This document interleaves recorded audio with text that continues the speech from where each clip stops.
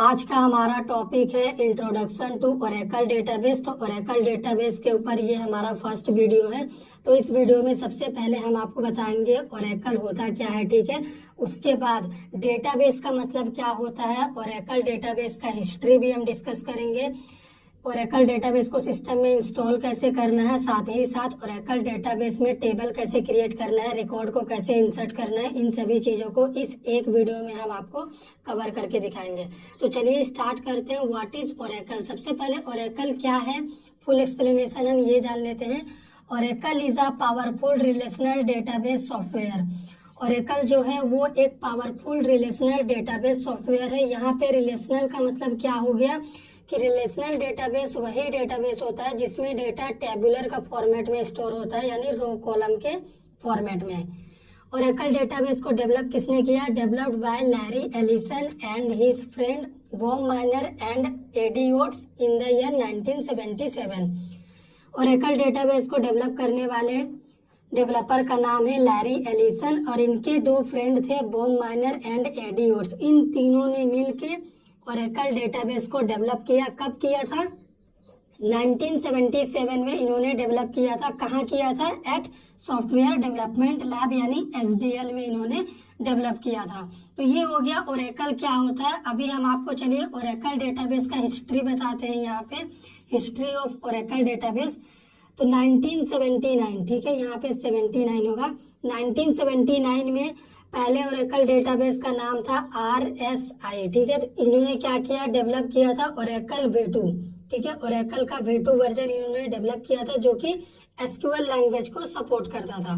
तो यहाँ पे RSI का पूरा नेम क्या होता है, रिलेशनल सॉफ्टवेयर इन सी। बाद में इसको क्या किया, ओरेकल कॉर्पोरेशन नाम, यहाँ पे देखो 1982 में इसका नेम चेंज करके बदल दिया गया ओरेकल कॉर्पोरेशन। और आज भी कंपनी का नाम ओरेकल कॉर्पोरेशन ही है। पहले RSI था यानी रिलेशनल सॉफ्टवेयर इन सी। 1983 में क्या हुआ, ओरेकल का V3 वर्जन आया जिसे C में ही डेवलप किया गया था, C लैंग्वेज का यूज करके ही बनाया गया था। 1984 में V4 आया, 1985 में V5 आया, ओरेकल V5, ठीक है। यहाँ पे ओरेकल नहीं लिखा हुआ है, इसका मतलब ये मत समझना कि सिर्फ V4 है। Oracle V4, Oracle V5। 1988 में ओरेकल V6 आया जिसमें PL SQL लैंग्वेज को भी इंक्लूड किया गया। यहाँ से PL SQL भी आया और वो सपोर्ट करने लगा। 1990 में ओरेकल का V8 वर्जन आया। 1999 में ओरेकल 8i आया। 2001 में ओरेकल 9i आया। उसके बाद 2003 में यहाँ पे देखिए ओरेकल 10G हमारा आया मार्केट में। तो आज के टाइम में हम जो डेटाबेस यूज़ करते हैं ओरेकल 10G यूज़ करते हैं, या फिर 11G, 12C, 18C या फिर 19C, हम इन्हीं को यूज़ करते हैं। ये पहले के वर्जन है जो कि बहुत पुराने हो चुके हैं, लेकिन अगर आप ओरेकल को इंस्टॉल करेंगे सिस्टम में तो या तो आप 10G इंस्टॉल करेंगे या 11G करेंगे। तो 11G को 2007 में लाया गया। 2013 में ओरेकल 12C आया जो कि ज़्यादा यूज़ किया जाता है आज के टाइम पे यही। 2018 यानी 2018 में ओरेकल 8C आया और लेटेस्ट वर्जन ओरेकल का 2019 में ओरेकल 19C आया जो कि अभी तक का ये लेटेस्ट वर्जन है। तो ये हो गया ओरेकल डेटाबेस का हिस्ट्री। अभी चलिए हम आपको सबसे पहले डेटाबेस का मतलब क्या होता है, डेटाबेस होता क्या है ये समझाते हैं। अगर कोई बोले डेटाबेस क्या होता है, डेटाबेस का मतलब समझा दो मुझे, तो आपको सिंपली आंसर करना है organized collection of data in a particular format so that it can be easily accessed and managed। वो इसी का मतलब होता है डेटाबेस। मतलब डेटा को आप ऐसे फॉर्मेट में मैनेज करो, ऐसे फॉर्मेट में ऑर्गेनाइज करके मैनेज करो जिससे क्या हो कि हम डेटा को जब जरूरत पड़े आसानी से एक्सेस कर सके और डेटा को मैनेज कर सके, वही इसी का मतलब होता है डेटाबेस। और डेटाबेस का यही काम होता है, जब हमें जरूरत पड़े डेटाबेस को हमें एक्सेस करके प्रोवाइड कराए और हमारे डेटा को मैनेज करके रखे। और ओरेकल डेटाबेस भी इसी काम को करता है। तो चलिए यहाँ पे हम आपको डायग्राम के थ्रू समझाते हैं। मान लो ये हो गया हमारा ओरेकल डेटाबेस, ठीक है। इसका काम क्या है, डेटा को स्टोर करना। अभी मान लो अगर आप फेसबुक में कोई भी अकाउंट बनाते हो, सबसे पहले आप क्या देते हो, अपना नेम देते हैं जब फर्स्ट टाइम अकाउंट क्रिएट करते हैं, पासवर्ड देते हैं, अपना ईमेल आईडी भी देते हैं, मोबाइल नंबर भी देते हैं ठीक है। इन सभी चीज़ों को मांगा जाता है, हो सकता है आप एड्रेस भी देते हो। तो ये सारी डिटेल्स हमें अकाउंट क्रिएशन के टाइम कहीं भी लगती है, ठीक है। एक बार अकाउंट अगर हम क्रिएट कर देते हैं तो हमारा जो अकाउंट होता है वो डेटाबेस में जाके सेव हो जाता है, ठीक है, डेटाबेस में स्टोर हो जाता है। उसके बाद अगर हमें अपने अकाउंट को जब एक्सेस करना हो तो दोबारा एक्सेस करने के लिए हम नेम और पासवर्ड अगर यूज करते हैं, अगर हम नेम और पासवर्ड एंटर करते हैं, करेक्ट इनपुट करते हैं, तो हम क्या कर सकते हैं, अपने अकाउंट को एक्सेस कर सकते हैं। तो ये जो अकाउंट हमने क्रिएट करा इसका डिटेल जाके ओरेकल डेटाबेस में सेव हुआ। मान लो यहाँ तो फेसबुक का एग्जांपल दे रहे, तो मान लो फेसबुक के डेटाबेस में स्टोर होगा, पर एग्जांपल के लिए कंसीडर करो हम ओरेकल लेके चल रहे। तो जो अकाउंट क्रिएट हुआ वो डेटाबेस में जाके स्टोर हुआ। उसके बाद जब हम अकाउंट को एक्सेस करने की कोशिश कर रहे हैं तो वो अकाउंट हमें कहाँ से एक्सेस करने के लिए परमिशन मिल जा रहा है, वो अकाउंट हमारा डेटाबेस में स्टोर है। जब हम नेम और पासवर्ड एंटर कर रहे हैं तो वो अकाउंट हमें डेटाबेस प्रोवाइड कर दे रहा है, जो अभी हमने क्रिएट किया था डेटाबेस में स्टोर हुआ था। तो देखो जब हमें अकाउंट एक्सेस करने की बात आ रही तो डेटाबेस हमें एक्सेस करने का परमिशन भी दे रहा। अब अगर अकाउंट लॉगिन करने के बाद हम इसमें कुछ भी वीडियोज या फिर पिक्चर अपलोड करते हैं अपने फेसबुक अकाउंट में, तो वीडियो पिक्चर भी जाके डेटाबेस में हमारे अकाउंट में स्टोर रहता है, ताकि हम जब भी चाहें अपने उस पिक्चर वीडियो जो भी हमने अपलोड किया है उसे हम एक्सेस कर सकें। तो डेटाबेस का यही काम होता है, डेटा को एक्सेस करवाना और साथ ही साथ हमारे डेटा को अच्छे से मैनेज करके रखना। डेटाबेस हमें सिक्योरिटी भी देता है और हमारे डेटा को वैलिड करता है। मतलब अगर हम रॉन्ग यूजर और पासवर्ड देंगे तो हमारा अकाउंट ये ओपन करके नहीं देगा, ठीक है। तो यहाँ पे ये सारी चीजें होती है डेटाबेस में। अभी चलो हम आपको बता देते हैं डेटाबेस यूज करने का एडवांटेज क्या होता है। सबसे पहले डेटा रिट्रीवल, इसका मतलब जब हमें चाहिए डेटा ये हमें रिट्रीव करके देता है। सेकंड, डेटाबेस हमें सिक्योरिटी प्रोवाइड करता है ताकि हमारा डेटा चोरी ना हो, ठीक है। डेटा रिडंडेंसी, इसका मतलब डुप्लीकेट ऑफ डेटा भी इसमें आसानी से हम रख सकते हैं, मैनेज कर सकते हैं। अगर एक डुप्लीकेट डेटा में हम कुछ चेंजेस करते हैं तो दूसरे वाले में कोई इफेक्ट नहीं जाता है। डेटा इंटीग्रिटी, इसका मतलब क्या हुआ कि हम चाहें तो अपने डेटा को कांस्टेंट लगा के यूनिक डेटा बना सकते हैं। अगर हमें मान लो किसी कॉलम में यूनिक डेटा रखना है तो हम कांस्टेंट यानी बिजनेस रूल अप्लाई करके अपने कॉलम में प्राइमरी की या फिर यूनिक की लगा के डेटा को यूनिक कर सकते हैं, उसमें डुप्लीकेट डेटा नहीं जाएगा। तो उसी को डेटा इंटीग्रिटी बोलते हैं। ये हमें फैसिलिटी प्रोवाइड करता है कि डुप्लीकेट डेटा को भी आप रोक सकते हैं अगर आप चाहें तब। इंडेक्सिंग का मतलब क्या हुआ कि अगर हम डेटा को रिट्रीव कर दें तो उसका कुछ स्पीड होता है, तो वो स्पीड को रिप्रेजेंट करता है ये इंडेक्सिंग। तो अभी हम आपको ये बताते हैं, हम डिस्क्रिप्शन में आपको एक लिंक दे रहे हैं, उस लिंक में हम आपको ये बताएं कि ओरेकल डेटाबेस को कैसे डाउनलोड और इंस्टॉल करना है, ठीक है। स्टेप बाय स्टेप मैंने इस वीडियो में बताया, जो वीडियो का लिंक आपको डिस्क्रिप्शन में मिलेगा। आप उस वीडियो को देख के सबसे पहले अपने सिस्टम में ओरेकल डेटाबेस को डाउनलोड और इंस्टॉल कर लीजिए। डाउनलोड इंस्टॉल करने के बाद कंप्यूटर सिस्टम में ओरेकल डेटाबेस को ओपन कैसे करना है, उसमें काम कैसे करना है, चलिए अब हम आपको वो चीज बताते हैं। सिस्टम में ओरेकल डेटाबेस इंस्टॉल हो जाने के बाद अभी हमें क्या करना है, ओरेकल डेटाबेस को ओपन करके उसमें काम करना है, टेबल क्रिएट करना है, रिकॉर्ड इंसर्ट करना है, रिकॉर्ड को फेच करना है। तो वो हम कैसे करेंगे, उसके लिए हमें यहाँ पे सर्च बार में आना है और सर्च करना है रन एसक्यूएल कमांड लाइन। आपको इतना यहाँ पे सर्च करना है। जब आप सर्च करेंगे तो आपको ये ऑप्शन दिखेगा, आपको इस पे क्लिक करना है। जब आप इस पे क्लिक करेंगे तो आपके सामने इस तरह का विंडो ओपन होगा। सबसे पहले आप यहाँ पे देखिए एसक्यूएल लिखा हुआ है। एसक्यूएल एक लैंग्वेज है जिसका यूज ओरेकल डेटाबेस करता है अपने डेटा को मैनिपुलेट करने के लिए, यानी मैनेज करने के लिए।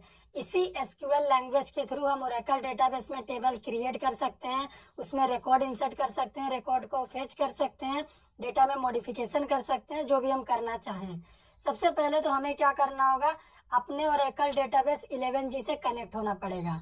तो हम क्या करते हैं, यहाँ पे लिखेंगे कनेक्ट, फिर हमसे पूछेगा enter user name. User name में आपको वही यूजर नेम देना है जो आपने इंस्टॉलेशन के टाइम में दिया था।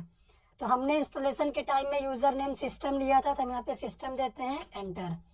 फिर पासवर्ड पूछेगा, तो पासवर्ड आपको यहाँ पे टाइप करना है, लेकिन वो दिखाई नहीं देगा। अगर आप सही पासवर्ड टाइप करके एंटर मारेंगे तो आपको बोलेगा कनेक्टेड। इसका मतलब हम अपने डेटाबेस से कनेक्ट हो चुके हैं। अब हमें क्या करना है, अपने डेटाबेस में टेबल क्रिएट करना है। टेबल क्रिएट करने के लिए कमांड होता है, क्वेरी होता है क्रिएट टेबल। टेबल का नेम हम ले लेते हैं EMP। EMP हमारे टेबल का नेम है, ठीक है। उसके बाद यहाँ पे पहला कॉलम हम बनाते हैं EID, इसका टाइप होगा नंबर। दूसरा कॉलम होगा हमारा ENAME, इसका टाइप हम दे देते हैं varchar, यानी इसमें हम कैरेक्टर टाइप का वैल्यू लेंगे। कितना कैरेक्टर लॉन्ग दे देते हैं, साइज दे देते हैं 10 कैरेक्टर लॉन्ग। उसके बाद हम क्या करते हैं, एक और कॉलम यहाँ पे बना लेते हैं, तो कॉमा देंगे। जितने भी कॉलम आप बनाएंगे कॉमा देते हुए चलेंगे। एड्रेस यानी इम्प्लॉय का एड्रेस, इसका भी टाइप रहेगा varchar, क्योंकि इसमें भी कैरेक्टर टाइप का वैल्यू रहेगा 15 कैरेक्टर लॉन्ग, ठीक है। सेमीकोलन देते हैं। तो देखो टेबल क्रिएटेड, इसका मतलब EMP नाम का टेबल हमारे ओरेकल डेटाबेस में बन चुका है। अगर हमें देखना हो तो हम क्या करेंगे, DESC यानी डिस्क्रिप्शन ऑफ EMP टेबल। तो यहाँ पे देखो नेम में हमारा ये 3 कॉलम आ चुका है, EID, ENAME, एड्रेस, जो हमने अपने EMP टेबल में क्रिएशन के टाइम में लिखा था, बनाया था, वो बन चुका है। और इनका टाइप भी इधर देखो मेंशन हो रहा। अभी हमें क्या करना है, रिकॉर्ड इंसर्ट करना है अपने EMP टेबल में। तो क्वेरी हम मारेंगे, यहाँ पे क्वेरी पास करेंगे इंसर्ट इनटू EMP, फिर हमें लिखना होगा वैल्यूज, क्योंकि अभी हम वैल्यू इनपुट कर रहे हैं EMP टेबल में। सबसे पहला हमें EID इनपुट करना है, उसका टाइप नंबर है, तो यहाँ पे एक नंबर देते हैं 10 कॉमा। फिर हमें एम्प्लॉय का नेम यहाँ पे देना होगा। तो किसी भी कैरेक्टर टाइप या फिर स्ट्रिंग वैल्यू को ओरेकल डेटाबेस में हमें क्या करना होता है, सिंगल कोट्स के अंदर देना होता है। सिंगल कोट्स में हम दे देते हैं नेम एम्प्लॉय का अंकित। फिर हम क्या करेंगे, उसका एड्रेस देंगे, फिर से सिंगल कोट्स, क्योंकि इसका भी टाइप varchar है। तो यहाँ पे एड्रेस हम दे देते हैं मानगो, ठीक है। फिर सेमीकोलन से क्लोज। तो 1 रो क्रिएटेड, यानी हमारा ये तीनों रिकॉर्ड EMP टेबल में इंसर्ट हो चुका है। अगर हमें देखना हो तो हम लिखेंगे सेलेक्ट स्टार फ्रॉम EMP। तो यहाँ पे स्टार का मतलब ये हुआ कि EMP टेबल में जितने भी रिकॉर्ड है मुझे सभी दिखाओ सेलेक्ट करके। एंटर मारते हैं। तो यहाँ पे देखो हमारा ये कॉलम हो गया, और तीनों कॉलम का नीचे तीनों का रिकॉर्ड यहाँ पे EMP टेबल का दिखा रहा। और भी रिकॉर्ड अगर इंसर्ट करना हुआ तो यहाँ पे हम क्या करेंगे, 10 की जगह 20 लिख देंगे। एम्प्लॉय नेम यहाँ पे चेंज कर देते हैं, और एम्प्लॉय का एड्रेस भी यहाँ पे अभी हम बदल देते हैं साक्षी, ठीक है। एंटर मारते हैं। एक और रो क्रिएट हो गया, यानी ये रिकॉर्ड भी इंसर्ट हो चुका है। हम एक और रिकॉर्ड इंसर्ट कर देते हैं, ठीक है। एड्रेस दे देते हैं डिमला। उसके बाद एम्प्लॉय का नेम दे देते हैं हम अखिलेश। उसके बाद इसका EID हम क्या दे देते हैं, 30 दे देते हैं। एंटर। अभी अगर आप टेबल का रिकॉर्ड देखना चाहें, सेलेक्ट स्टार फ्रॉम EMP, आप अप डाउन एरो के यूज करेंगे तो इस तरह से आप देख सकते हैं, ठीक है। हर क्वेरी को आप इस तरह से बाईपास कर सकते हैं। तो यहाँ पे देखो हमारा ये सारा रिकॉर्ड आ चुका है, टेबल में इंसर्ट हो चुका है। अब अगर मुझे टेबल को डिलीट करना हुआ ना, तो मुझे यहाँ पे लिखना होगा ड्रॉप टेबल टेबल नेम। तो टेबल हमारा ड्रॉप हो जाएगा, डिलीट हो चुका है।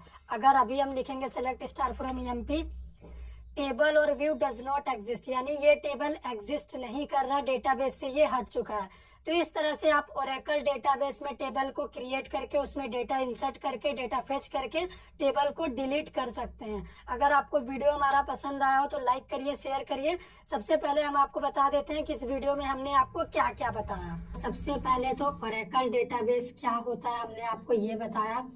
उसके बाद हम ओरेकल डेटाबेस का हिस्ट्री बताया आपको। फिर हमने क्या बताया कि रिलेशनल वर्ड का मतलब क्या होता है, कौन सा डेटाबेस रिलेशनल होता है। उसके बाद डेटाबेस का मतलब हमने आपको बढ़िया से समझाया। फिर ओरेकल डेटाबेस को इंस्टॉल कैसे करना है, उसका लिंक भी हमने डिस्क्रिप्शन में प्रोवाइड करके आपको वो भी समझाया। फिर ओरेकल डेटाबेस में काम कैसे करना है हमने ये भी देखा।